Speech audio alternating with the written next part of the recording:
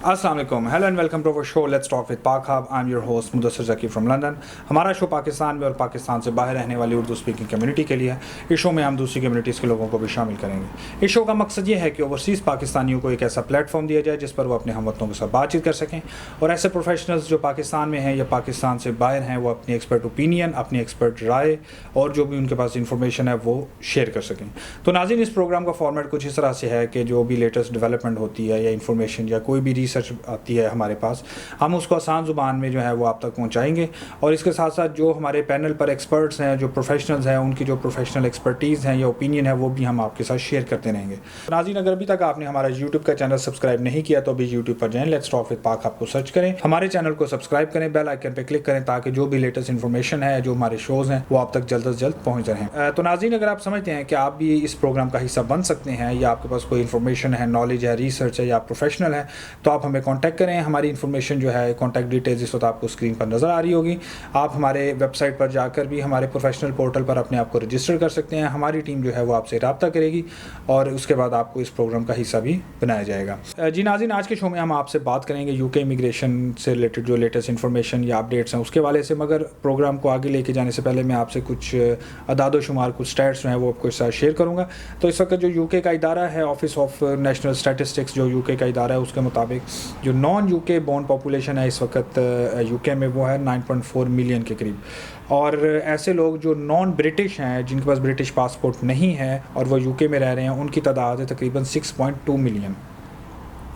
और ये अगर आप देखें तो कितनी ज़्यादा तादाद है इस वक्त जो यूके में, जो कि नंबर एक यूके नेशनल नहीं है, जो ब्रिटिश नहीं है, और वो लोग जो यूके में जो पैदा नहीं हुए। जी नाज़रीन, एक और मैं आपको इन्फॉर्मेशन देता चलूँ इस वक्त के जो जून 2019 की अदाद शुमार के मुताबिक इस वक्त जो यूरोपियन ममालिक के जो नेशनल्स हैं जो इस वक्त यूके में रह रहे हैं, उसमें सहर फहरिस्त जो है वो है पोलिश नेशनल, और उनकी तादाद है 1.4 मिलियन। यानी कि 1.4 मिलियन जो पॉलिश हैं, जिनके पास पॉलिश पासपोर्ट है, वो इस वक्त यूके में रह रहे हैं। और इसके बाद आपको एक और इन्फॉर्मेशन मैं शेयर करता चलूँ कि इसके साथ मैं आपको ये भी बताता चलूँ कि इंडिया जो है वो इस वक्त अगर इंटरनेशनल लेवल पे देखा जाए तो सबसे ज़्यादा तादाद जो है जो नॉन ब्रिटिश बॉर्न जो है, जो तादाद है, पॉपुलेशन है, उसमें इंडिया सहर फहरिस्त है। और दूसरे नंबर पे है पोलैंड, तीसरे नंबर पे आता है पाकिस्तान, और चौथे नंबर पे रोमानिया, और उसके बाद पाँचवें नंबर पर है रिपब्लिक ऑफ आयरलैंड। तो नाज़रीन, ये तो थी एक मुख्तसर सी रिपोर्ट जो आपके साथ अभी मैंने शेयर की। तो इस वक्त हम आपसे जो है वो बात करेंगे यूके इमिग्रेशन से रिलेटेड लेटेस्ट न्यूज़ और इन्फॉर्मेशन अपडेट्स के बारे में, और जो भी इन्फॉर्मेशन है उसके बारे में। तो आज के शो में हमें ज्वाइन किया है खालिद बशीर साहब ने, जो कि सोलिसिटर हैं इंग्लैंड एंड वेल्स के, और उनकी अपनी लॉ फर्म है सिटी ऑफ लंदन में, एबट एंड हैरिस सोलिसिटर्स के नाम से, और वो उसके प्रिंसिपल सोलिसिटर भी हैं।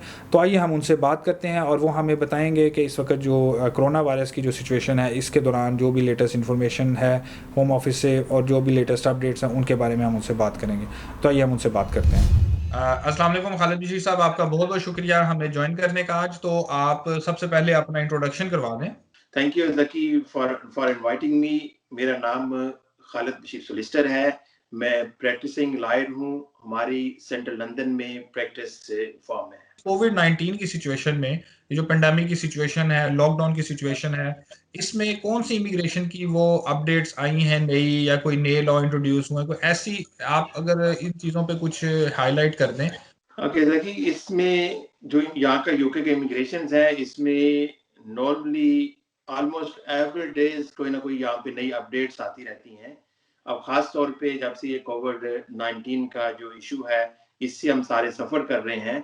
इसमें कुछ बहुत इम्पोर्टेंट जो इमिग्रेशन की अपडेट्स आई हैं, उस पे हम बात करते हैं, और उसके बाद जैसे-जैसे ये प्रोग्राम आगे बढ़ेगा, जो बाकी आपकी क्यूरीज़ होंगी, हम कोशिश करेंगे उस पे भी आपको प्रॉपर आंसर करें। तो हम बात करते हैं, सबसे पहले जो हम स्टार्ट लेते हैं वो विजिट वीज़ा से स्टार्ट लेते हैं। जैसे कि आपको पता है कि यूके में बहुत सारे विज़िटर्स आते हैं जो कि जिनके पास विजिट वीज़ा होता है, और विजिट वीज़ा ऐसा होता है कि एक सर्टेन टाइम के अंदर-अंदर आपको यूके को लीव करना होता है। नॉर्मली आपके पास 6 मंथ की लीव होती है, या आप सर्टेन पीरियड के लिए जो लीव टू रिमेन लेके आते हैं लेस देन 6 मंथ, तो उसके अंदर आपने यहाँ से जो यूके को लीव करना होता है। तो अब बात ये है कि ये बड़े एक्सेप्शनल सर्कमस्टांसेस हैं। उस पीरियड में अगर आप यूके से मूव नहीं कर सकते, तो उसके लिए बजाय इसके कि आप यहाँ पे ओवरस्टे हो जाएं और उसके बाद अगर आप कभी इसके बाद विजिट वीजा की एप्लीकेशन करते हैं या कोई और एप्लीकेशन करके यूके में आप काम करना चाहते हैं या आप अपनी लाइफ यहाँ पे सेटल करना चाहते हैं, तो अगर आप ओवरस्टे होकर जाएंगे तो बाद में आने वाली जितनी एप्लीकेशन होंगी उस पे इसका बड़ा बैड इम्पैक्ट पड़ेगा। तो इसलिए गवर्नमेंट इस पे काफी ज्यादा रिलैक्स है। अगर आपकी लीव टू रिमेन एक्सपायर हो रही है तो गवर्नमेंट ने एक ईमेल एड्रेस दिया है। अगर आप यूके की वेबसाइट पे जाएं तो वहां से आपको वो ईमेल एड्रेस मिल जाएगा। उस पे आप होम ऑफिस को ईमेल कर सकते हैं। ज्यादा उसमें कोई डॉक्यूमेंटेशन की या बहुत डिटेल से इंफॉर्मेशन देने की जरूरत नहीं है। बगैर किसी होम ऑफिस की फीस के होम ऑफिस से जो आपका विजिट वीजा है वो 30 मई तक एक्सटेंड कर देंगे। इसमें आप ये एक थोड़ी सी एक क्लियर कर दें कि जो जो नॉर्मल जो 5 साल का जो वीज़ा आपको मिलता है या जो वैसे वर्क वीज़ा पे आप होते हैं, आप उसकी बात नहीं कर रहे, आप विजिटर वीज़े की बात कर रहे हैं जो 2 महीने 3 महीने का है, जो मल्टीपल एंट्रीज या सिंगल एंट्रीज वीज़ा है, आप उसकी बात कर रहे हैं ना इस वक्त? यस एग्जैक्टली, जो विजिट वीजा है या कोई यहाँ पे शॉर्ट लीव टू रिमेन पे आया है हम उसकी बात कर रहे हैं। तो इस वक्त एक और बहुत बड़ा इशू यहाँ पे जो लोगों की एम्प्लॉयमेंट के हवाले से है, क्योंकि गवर्नमेंट ने जो है वो अनाउंस किया था कि वो जो एम्प्लॉयर्स हैं जो जो काम कर रहे हैं उनको 80% वेजेस उनको मिलेंगी, या जो बिजनेसेस हैं उनको ग्रांट्स मिल रही हैं या उनको भी कुछ पैसे मिल रहे हैं। तो इसमें वो लोग जो कि यूके में ऑलरेडी रह रहे हैं और उनके पास यहाँ पे स्टेटस भी है, मगर वो पब्लिक जो फंड्स होते हैं जिनको अब बेनिफिट्स भी मैं लोगों के लिए बता दूं कि पब्लिक रिसोर्स का मतलब है बेनिफिट, तो जो बेनिफिट्स नहीं अप्लाई कर सकते, तो वो इस सिचुएशन में कोई गवर्नमेंट ने कोई होम ऑफिस ने कोई ऐसी सोल्यूशन निकाला है उन लोगों के लिए कि वो बेनिफिट्स ले सकें वक्ती तौर पे कोई मदद के लिए? ये इसमें थोड़ा बता दें आप। देखें, अब यहाँ पे जब होम ऑफिस से आपको लीव टू रिमेन मिलती है तो उसकी बहुत सारी डिफरेंट कैटेगरीज हैं। खास तौर पे जो आपने क्वेश्चन किया है इससे जो मोस्ट रेलिवेंट कैटेगरी बनती है वो है जिनको यहाँ पे लीव टू रिमेन मिलती है 10 year leave to remain to settlement. तो उसमें बहुत सारे जो लोगों को लीव टू रिमेन मिलती है उसमें जो उनका बायोमेट्रिक रेजिडेंट कार्ड इश्यू होता है जो नॉर्मली 2 ईयर 6 मंथ का होता है, उसमें कैटेगोरिकली ये लिखा होता है कि आप पब्लिक रिसोर्सेज फंड्स के लिए एलिजिबल नहीं है और ऑब्वियसली अगर एलिजिबल नहीं है तो आपको पब्लिक रिसोर्सेज फंड्स आप क्लेम नहीं कर सकते। और ये तो रूटीन में चीजें चल रही थी। अब क्योंकि बड़े एक्सेप्शनल सर्कमस्टांसेस हो गए हैं, बिजनेसेस ऑलमोस्ट सारी बंद हैं, आपके लिए एम्प्लॉयमेंट की अपॉर्चुनिटी ना होने के बराबर है और वो फैमिलीज हैं जिनको जिनको पब्लिक सोर्सेज फंड्स भी अलो नहीं है और खासतौर पे उनके साथ बच्चे हैं और वो एक फैमिली के साथ रह रहे हैं, तो ऑब्वियसली वो बहुत ज्यादा स्ट्रगल कर रहे हैं। उनके लिए गवर्नमेंट ने एक बड़ी स्पेशल जो पॉलिसी है वो अनाउंस की है। उसमें यह है कि चेंज ऑफ सर्कमस्टांसेस की आप एक एप्लीकेशन होम ऑफिस में कर सकते हैं। ये फ्री ऑफ कॉस्ट एप्लीकेशन है। इस एप्लीकेशन में ये भी ज्यादा कोई कॉम्प्लिकेटेड एप्लीकेशन नहीं है।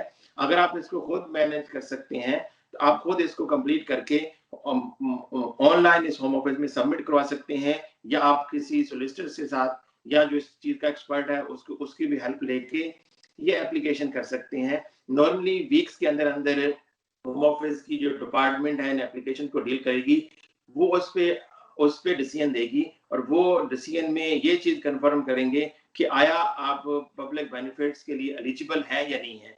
अगर वो समझते हैं कि आपका सर्वाइवल मुश्किल हो रहा है तो नॉर्मली वो आपको अलो कर देंगी और उसके बाद आपके जो बेनिफिट्स की जो डिपार्टमेंट है वहां को अप्लाई करके आप बेनिफिट्स ले सकते हैं। कोरोना से पहले एक जो मीडिया पे जो सबसे ज्यादा चीज डिस्कस की जा रही थी वो था ब्रेक्सिट, यानी कि ब्रेक्सिट के लिहाज से जो यूरोपियंस हैं जो यूके में रह रहे हैं या जो यूके के शहरी यूरोपियन ममालिक में रह रहे हैं उनके राइट्स के बारे में। तो इस वक्त चूंकि मेन स्ट्रीम मीडिया पर प्रिंट मीडिया और टेलीविजन मीडिया हर तरफ कोविड-19 की ही खबरें हैं, तो क्या ब्रेक्सिट के हवाले से भी कोई डेवलपमेंट हुई है, कोई नए लॉज आए हैं इमिग्रेशन से रिलेटेड? देखें, ये कोविड-19 के क्राइसिस में जाने से पहले जो ब्रेक्सिट का जो इशू था ये 31 दिसंबर 2020 को यूके ब्रेक्सिट से यूके यूरोपियन यूनियन से बाहर निकल आएगा। लेकिन इसकी अब कुछ नीटी ग्रिटीज हैं जिस पे अभी निगोशिएशंस हो रही थी। तो इसमें जो लेटेस्ट अपडेट्स हैं वो यही हैं कि अगर कोई यूरोपियन रेगुलेशन के अंडर अपने आप को यूके में आके सेटल करवाना चाहता है, अपनी फैमिली लाइफ शुरू करना चाहता है, काम करना चाहता है, तो वो 31 दिसंबर से पहले-पहले अप्लाई करके अपने आप को अभी भी यूके में सेटल कर सकते हैं। इसमें डिफरेंट किस्म के एप्लीकेशंस हैं। इसमें बेहतर होगा कि आप किसी जो लीगल एक्सपर्ट्स हैं, आप उनसे कॉन्टैक्ट कर सकते हैं या आप होम ऑफिस की वेबसाइट पे जाके खुद भी रिसर्च करके ये सारी इंफॉर्मेशन लेना चाहें तो ले सकते हैं। लेकिन बेसिक ये है कि 31 दिसंबर से पहले-पहले अगर आपने यूके में आकर सेटल होना है, तो आप अपनी एप्लीकेशन से करके यूके में आ सकते हैं। जी हालिद बशीर साहब, एक ये ब्रेक्सिट के बाद मूव करते हैं हम एक और क्वेश्चन पे कि ये जिन लोगों की एक्सटेंशन थी ये इस कोरोना वायरस के जो ये पेंडेमिक है और ये जो लॉकडाउन हुआ है इसमें, तो वो उन लोगों की एक्सटेंशंस का क्या बना है और वो लोग इस वक्त जो घरों में महसूर होकर रह गए वो क्या करें सिचुएशन में? वेल देखिए, ये ज़की बड़ा कॉमन क्वेश्चन है जो बहुत सारे जो हमारे क्लाइंट्स हैं, जो दूसरे इमिग्रेंट्स हैं, वो हमसे पूछते हैं। तो इसमें जो मेरी एडवाइस यही है कि जिन-जिन की एक्सटेंशंस आ रही हैं, वो अपनी एक्सटेंशन से टाइम पे करवाएँ। इससे जो ये लॉकडाउन है, इसकी वजह से आप अपने एक्सटेंशंस में डिले ना करें। क्योंकि अगर आप डिले करेंगे और अनफॉर्चुनेटली इसकी वजह से आप ओवरस्टे हो जाते हैं, तो बाद में जो आप एप्लीकेशन करेंगे, एक तो उस पे इम्पैक्ट पड़ेगा और उसके बाद जब आप सेटलमेंट की एप्लीकेशन करेंगे, तो वो भी इससे बैडली अफेक्टेड होगी। तो प्लीज़ जिस-जिसकी एक्सटेंशन आ रही हैं, आप एप्लीकेशंस ऑनलाइन होती हैं, आप अपनी एक्सटेंशन के लिए ज़रूर अप्लाई करें, खुद कर सकते हैं, करें या जो आपके सॉलिसिटर्स हैं या किसी और सॉलिसिटर से या जो भी लीगल प्रैक्टिशनर्स हैं, उनसे कॉन्टैक्ट करके जिस-जिसकी एक्सटेंशन आ रही है, टाइम के अंदर-अंदर अपने एक्सटेंशंस आप अप्लाई करें। अभी जितनी हम एक्सटेंशंस अप्लाई कर रहे हैं, उसमें आपकी एप्लीकेशन आप सबमिट कर सकते हैं, आपकी फीस चली जाएगी। लेकिन क्योंकि बायोमेट्रिक का प्रोसेस जो है, वो हो नहीं रहा और अगर कोई प्रीमियर सर्विस पे जाना चाहता है, तो obviously in person home office आपको अटेंड नहीं कर रहा, इसलिए प्रीमियर सर्विस पे भी नहीं जा सकते और बायोमेट्रिक के लिए भी आप होम ऑफिस में नहीं जा सकते। वो प्रोसेस बाद में होम ऑफिस इसको मैनेज करेगा। लेकिन एप्लीकेशंस अगर आप जो डेडलाइंस है वो आ रही हैं, तो एप्लीकेशंस आप उसके अंदर ज़रूर होम ऑफिस में सबमिट करवाएँ। अच्छा, और जो जो लोग अपील्स का वेट कर रहे थे, जिनकी किसी किसी भी वजह से रिफ्यूजल आई और अपील्स का वेट कर रहे थे, उनकी अपील की अपॉइंटमेंट्स थी इसी लॉकडाउन के दिनों में, तो वो क्या करें इस वक्त? देखिए, इस क्वेश्चन पे आने से पहले ना एक जो पहला इससे पहले जो मैंने आंसर दिया है उसका एक सप्लीमेंट्री मैं एक और इसमें आंसर ऐड करना चाहूंगा और देन फिर हम जो अपील का क्वेश्चन पूछा है मैं इस पे आंसर करता हूं आपको। देखिए जो बहुत सारे और जो नॉर्मली इन हालात में जो आपको पता है कि अब लॉकडाउन है, काम की अपॉर्चुनिटी नहीं है, तो अगर किसी के पास होम ऑफिस की फीस, इमिग्रेशन एक्स्ट्रा चार्ज की फीस नहीं है, तो उनको जरूर जो होम ऑफिस का फी वेवर की ऑप्शन है वो एप्लीकेशन जरूर करनी चाहिए और अपना केस प्रॉपर तरीके से होम ऑफिस के सामने प्लीड करना चाहिए।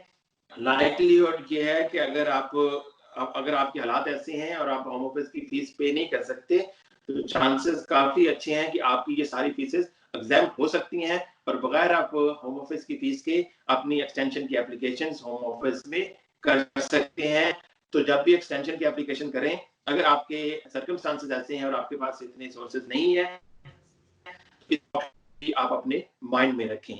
अब जो ज़की आपने जो लास्ट क्वेश्चन अपील्स का पूछा था, उसका मैं आपको आंसर कर देता हूँ कि जहाँ तक अपील के प्रोसेस की बात है, जो इस लॉकडाउन से पहले-पहले जितनी हमारी कोर्ट्स में हियरिंग्स हुई थी, उनके ऑलमोस्ट रूटीन में हमें उसकी डिटर्मिनेशन से कोर्ट से हमें मिल रही हैं। लेकिन इस लॉकडाउन के ड्यूरेशन में जो हम एप्लीकेशन से जो अपील्स हमने लॉन्च की हैं या जिनकी डेट्स थी वो या तो अब उसको अर्जन हो रही हैं या उनकी वीडियो लिंक के थ्रू उसकी कोर्ट में हियरिंग हो रही है।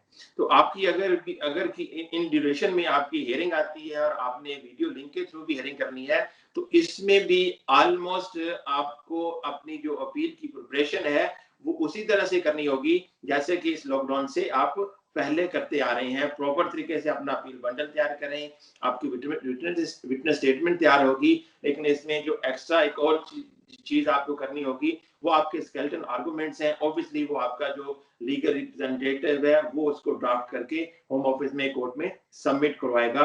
और इसी तरह से जो अपील्स का अभी प्रोसेस है, जब तक कि फर्दर इस पे गाइडलाइंस आ नहीं जाती, इसी को फॉलो करना होगा। जी बहुत बहुत शुक्रिया। और जो फीसेस जो हर साल जो अपडेट होती हैं अप्रैल के महीने में, और उसके बारे में क्या कोई फीसेस अब बढ़ी हैं, कम हुई हैं, या क्या हुआ है उसमें? देखिए फीसेस इस साल गवर्नमेंट ने अनाउंस किया था कि फीसेस आपकी अपडेट फीसेस जो इंक्रीज करेंगे, लेकिन फिलहाल ये जो उनकी अनाउंसमेंट थी इसको उन्होंने पोस्टपोन कर दिया है।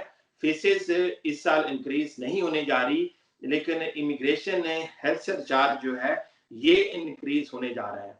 इसमें जो है वो एक साल में जो इंक्रीज इसमें होने जा रहा है वो 224 पाउंड एक साल का वो इसको इंक्रीज कर रहे हैं। जैसा कि इससे पहले जो अभी अभी अगर आप एप्लीकेशन करते हैं तो आप 400 पे करते हैं, लेकिन जब ये इम्प्लीमेंट हो जाएगा 1 अक्टूबर से इस साल में तो आपको 624 पे करना पड़ेगा। और नॉर्मली जो एप्लीकेशन होती हैं वो 2 ईयर 6 मंथ की होती हैं, तो इट मीन्स कि आपको जो इस डेट के बाद एक्स्ट्रा 560 पाउंड आपको पे करने पड़ेंगे। तो इस ये भी अपने माइंड में रखें, इससे पहले पहले अगर आप एलिजिबल हैं, कोई एप्लीकेशन करना चाहते हैं तो 1 अक्टूबर से पहले पहले आप एप्लीकेशन कर लें। इस तरह से ये जो 560 पाउंड है ये आप सेव कर सकते हैं। जी, जो इमिग्रेशन के हवाले से जो लोग रिपोर्टिंग कर रहे थे अपनी सेंटर्स में जाके, तो उनके बारे में क्या रूल है कोई नया?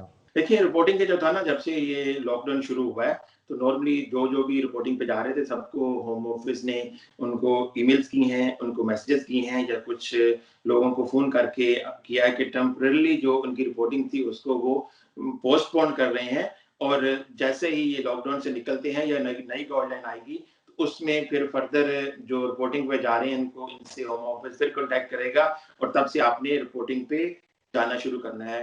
तो अभी इन पर्सन कोई भी रिपोर्टिंग में होम ऑफिस आपको इनवाइट नहीं कर रहा और आपने रिपोर्टिंग के लिए नहीं जाना। लेकिन अगर किसी को मैसेज नहीं आया या अगर किसी के साथ होम ऑफिस ने कांटेक्ट नहीं किया और उसकी रिपोर्टिंग की डेट आ रही है तो वो होम ऑफिस से कांटेक्ट करके अपडेट ले सकता है। अभी तक जो जनरल पोजीशन यही है कि जितने लोग रिपोर्टिंग पे जा रहे थे फिलहाल उन्होंने रिपोर्टिंग पे नहीं जाना। तो क्या इस वक़्त होम ऑफिस जो है वो काम वहाँ पे हो रहा है, खुला हुआ है, वहाँ पे वो काम हो रहा है और उनकी एप्लीकेशनें प्रोसेस हो रही हैं इस वक़्त ये लॉकडाउन की सिचुएशन के दौरान भी? Right, it's good question. देखिए जो होम ऑफिस है वो ऑलरेडी फंक्शन कर रहा है, होम ऑफिस ओपन है, लेकिन ऑब्वियसली इस लॉकडाउन की वजह से जो काम की स्पीड है वो काफी कम हो गई है। होम ऑफिस में जो पहले केसेस थे उस पे तो डिसीजंस आ रहे हैं, लेकिन अभी जितनी एप्लीकेशंस होम ऑफिस में जा रही हैं उसमें जो जब से लॉकडाउन शुरू हुआ है एप्लीकेशंस कर रहे हैं, टाइम के अंदर कर रहे हैं, उसकी एक्नॉलेजमेंट्स भी आ रही हैं, लेकिन अभी उस पे डिसीजन नहीं आ रहे। सबसे ज्यादा जो डिले हो रहा है वो असाइलम के केसेस में हो रहा है। मोस्टली असाइलम के जितने केसेस थे जिसमें खासतौर पे अभी उनका सब्सटेंटिव इंटरव्यू के लिए उन्होंने कॉल किया था वो पोस्टपोन हुए हैं, या जिनको अभी कॉल करना था तो फिलहाल होम ऑफिस उनको कॉल नहीं कर रहा। उसमें जो जितने हमारे क्लाइंट्स हैं तकरीबन सभी को ईमेल्स आई हैं कि वो जो एक सर्टेन पीरियड्स होता है 6 मंथ का, जिसमें आमतौर पे होम ऑफिस से असाइलम के मैटर को डिसाइड करने की कोशिश करता है। उसी में वो कह रहे हैं कि शायद उस 6 मंथ के अंदर असाइलम के मैटर्स डिसाइड नहीं होंगे। इसका मतलब है कि असाइलम के मैटर्स डिले हो रहे हैं। जी, खालिद बशीर साहब आपका बहुत-बहुत शुक्रिया हमें जॉइन करने का, और अपनी जो लीगल एक्सपर्टीज़ है वो आपने काफ़ी आसान ज़ुबान में हमारे जो पाकिस्तानी हैं उनके साथ आपने शेयर की। तो एंड पे आप कोई मैसेज देना चाहेंगे? Thank you very much Zaki, मैं आपका शुक्रिया अदा करूँगा और ख़ासतौर पे आपकी ये जो एफ़र्ट है स्पेशली इस क्राइसिस में जो कम्युनिटी को सर्व कर रहे हैं, इसके लिए मैं आपको बहुत-बहुत आपके लिए आपका मशकूर हूँ। और आइंदा भी अगर कम्युनिटी को सर्व करने के लिए मेरी सर्विसेज़ की आपको ज़रूरत है, तो मैं हाज़िर हूँ। जी, खालिद बशीर साहब आपका बहुत-बहुत शुक्रिया। इंशाल्लाह अगले किसी शो में फिर मुलाकात करेंगे। बहुत-बहुत शुक्रिया आपका सर। अस्सलाम वालेकुम। Thank you very much. Thank you. खुदा हाफ़िज़। तो नाज़रीन, ये थे खालिद बशीर साहब जिन्होंने हमें ज्वाइन किया था, और वो हमें यूके इमिग्रेशन के हवाले से जो लेटेस्ट इन्फॉर्मेशन है और जो अपडेट्स हैं वो हमारे साथ शेयर कर रहे थे। तो इस ज़िम्मन में अगर आपका भी कोई क्वेश्चन है या कोई इंक्वायरी है इमिग्रेशन यूके इमिग्रेशन के हवाले से, तो आप हमें अपनी जो सवालात हैं वो आप हमें भेजें। हमारी कॉन्टैक्ट डिटेल्स इस वक्त आपको स्क्रीन पर नज़र आ रही होगी। आप हमें व्हाट्सएप कर सकते हैं, आप हमें ईमेल कर सकते हैं, हमें फ़ेसबुक पर मैसेज कर सकते हैं। तो इंशाल्लाह जो आपके सवालात होंगे या इंक्वायरीज़ होंगी वो हम आगे अपने जो लीगल एक्सपर्ट्स हैं उनके साथ उसको शेयर करेंगे, और इंशाल्लाह अगला शो जो भी हमारा इमिग्रेशन से रिलेटेड होगा उसमें हम आपको जो है वो इन्फॉर्मेशन आपसे शेयर करेंगे। तो नाज़रीन, अगर अभी तक आपने हमारा यूट्यूब का चैनल सब्सक्राइब नहीं किया तो अभी यूट्यूब पर जाएं, लेट्स टॉक विद पाक आपको सर्च करें, हमारे यूट्यूब चैनल को सब्सक्राइब करें, बेल आइकन पे क्लिक करें ताकि जो भी लेटेस्ट इन्फॉर्मेशन है, अपडेट्स हैं, वो आप तक एज सून एज पॉसिबल पहुँच रहें। तो नाज़रीन, ये तो था आज का शो। तो इंशाल्लाह अगले शो में एक बार फिर आपकी खिदमत में हाजिर होंगे, और stay tune with us, keep watching let's talk with Pak hub. Let's talk with Pak hub को देखते रहिए। अपने होस्ट मुदस्सिर ज़की को इजाज़त दीजिए। अस्सलाम वालेकुम।